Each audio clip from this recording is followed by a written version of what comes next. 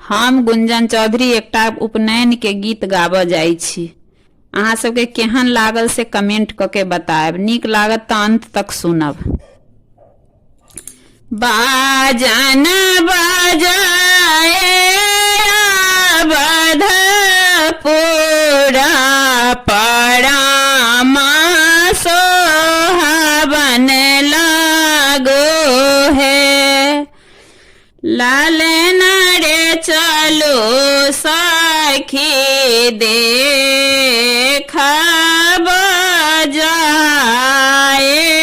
कि कौन रूप मारा बड़े। काचही बाँस के रामारा बापना छाड़े। लालन रे मोनी बड़ लागो चारो खंभा के खंभा बड़ सुंदर रे। खटिया बैसल राजा दशरथ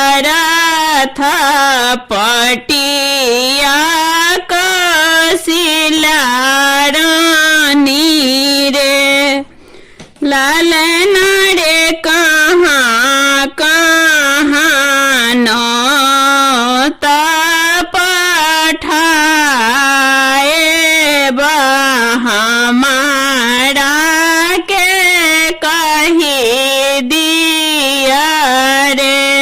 पहिनहिने ओ तब नहीं हरा लोग तखन ससुरा लोग रे।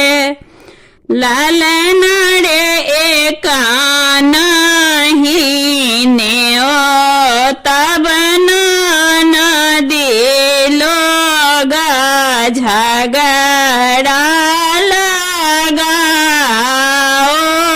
तरे। झोटा पकड़ी घेसियाए बनैहर पठाए बड़े। लालन रे कराब में दोसरा विवाह बहिना के